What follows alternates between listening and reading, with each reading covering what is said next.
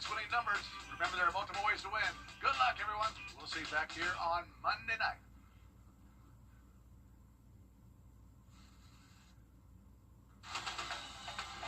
Live from Augusta, we're watching News 1226 at 11. Thank you for watching News 1226 at 11 on WRDW and WHET, and now streaming live on WRDW+.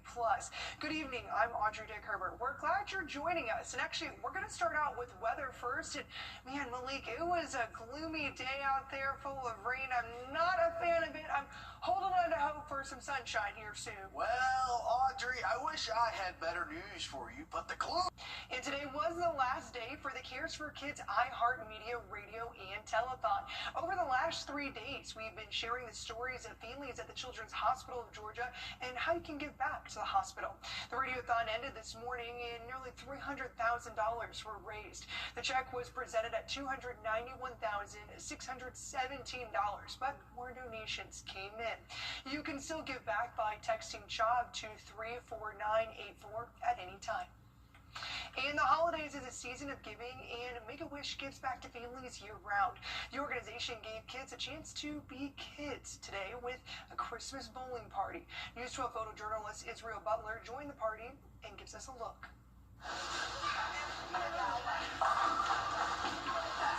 I started with Make-A-Wish about 7 years ago, and we feel that it's important that these kids get out and are able to have a couple of hours away from the hardest days of their life that they face.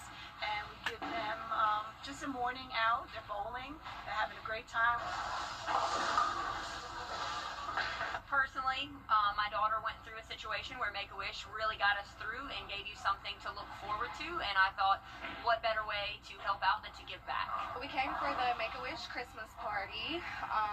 They do these every year for the kids, and they bring the kids in, bring the parents in, kind of for a family fun day, and then the kids get gifts. It's what Will likes to do. Will likes to fish. We have Santa here. He's about to give out the most important thing that he's here for. He's going to give out their presents for them. We want them to know that they're not forgotten. We want them to know that people really care about them, people love them, and the community is behind them.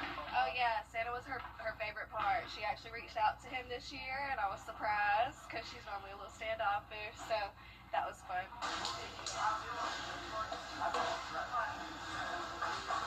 That's what it's all about, is bringing people together so that way they know they're not the only one in this situation. And just as we are a community of volunteers and we, pull together and we get other resources in Aiken to really, give into our program and help us make these things possible, I believe it's important to bring the families together so that way they also have each other to lean on. She has a few different medical complications going on, and so Make-A-Wish just being a helping hand, a support system, and people to reach out to if you need anything, and they have the resources, they have the help to offer and to give you. So I'm very appreciative for them for that. I have to give credit for the Healthcare Alliance of Aiken.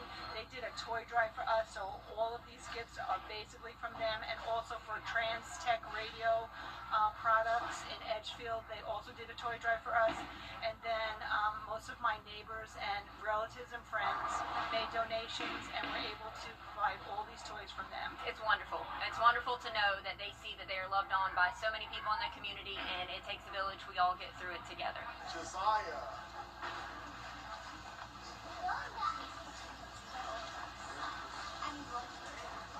Honestly, I just hope she understands to be appreciative for those around you who do give back, because there are people in life who are generous enough to help kids like her. So I just hope she understands one day that there are people with good hearts in this world, and they are willing to help you.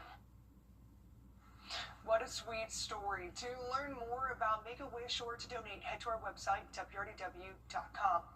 And speaking of giving back, registration for the James Brown Toy Giveaway opened today. The annual event gives families a chance to have a toy under the tree.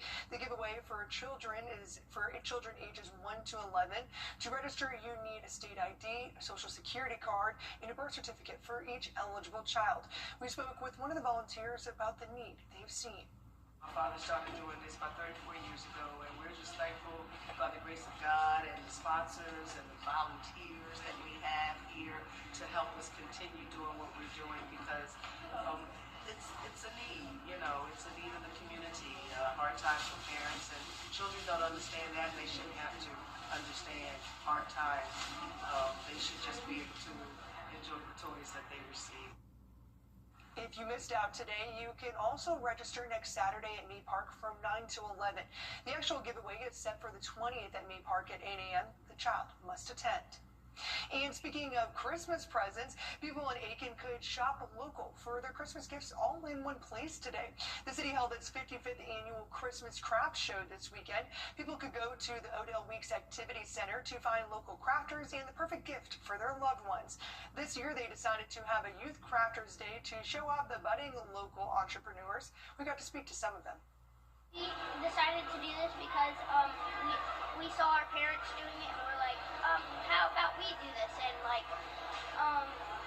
so we started doing this so we could make some money and actually help our parents out. I'm just here for the fun of it. You can find more Christmas events just like this one on our website, Wrdw.com. And Aiken wasn't the only town putting local businesses in one place for you to Christmas shop. The Salvation Army of Augusta held a Christmas market today. From sweet treats and merry music to local goodies and Christmas cheer, you could find it all at the Kroc Center. We got to speak to one of the organizers about why they only accepted local businesses. So we only wanted local vendors because, we serve Augusta and specifically the Harrisburg community. And we just want to be able to have a common place that everyone can come together and show off their creativity, their talents, and people to have the opportunity to connect with these different businesses. You can learn more about the Salvation Army and their new park they broke ground on yesterday on our website. Forward to those temperatures. Thanks, Malik. Well, for the first time in 20 years, Strong Thurmond Rebels are state champions. Coming up in sports, we take you inside their memorable night in Orangeburg. And as we head to break, here's a live look at Toronto and your winning lottery numbers. We'll be right back.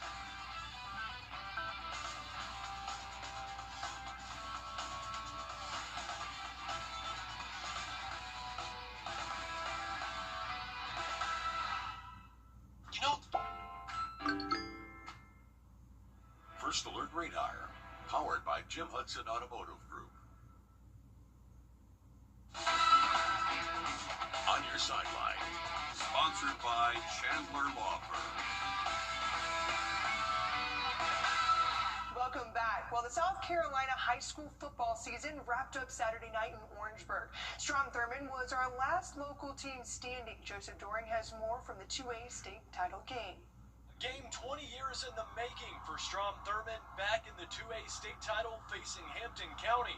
The Rebs defense was on its heels during Hampton's opening drive. That was until a fumble popped into the hands of Caden Simpkins.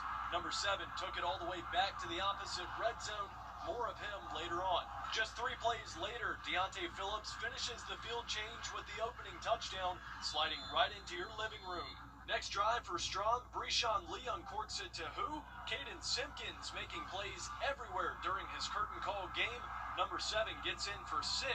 Another touchdown by Phillips in the second quarter gave Strom an 18-7 lead at half. When he had chances to make plays, he made them. When he looked at me and said, run this, I ran this. And he made plays for us, and I'm proud of it.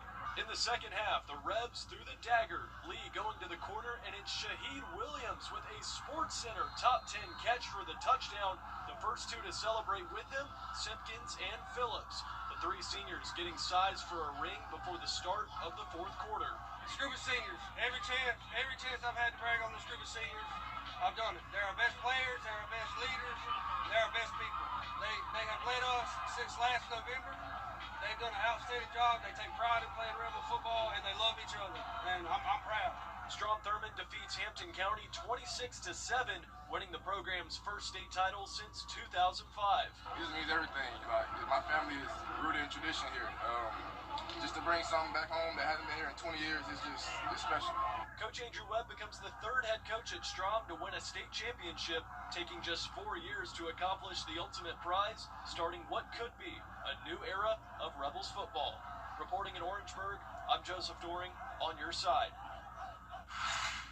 Thanks, Joe. Over in Atlanta, the SEC title game once again belongs to the Georgia Bulldogs. Avery Braxton has more from downtown Atlanta.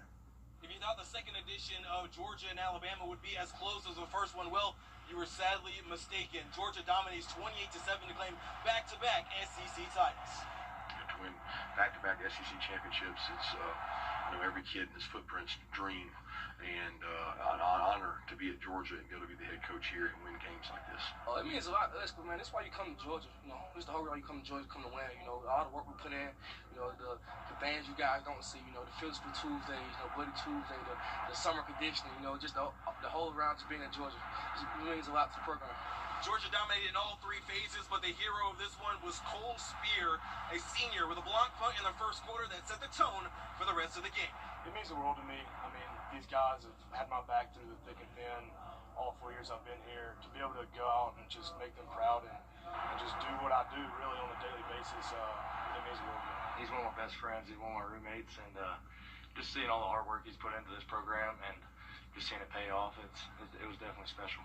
Kirby Smart had been 0-4 in SEC championship games against Alabama in the Benz. He finally gets that coveted trophy in the biggest stage in Atlanta. The Dogs will find out exactly where they land in the college football playoff during the selection show on Sunday. From Mercedes-Benz Stadium, Avery Braxton, Atlanta News First.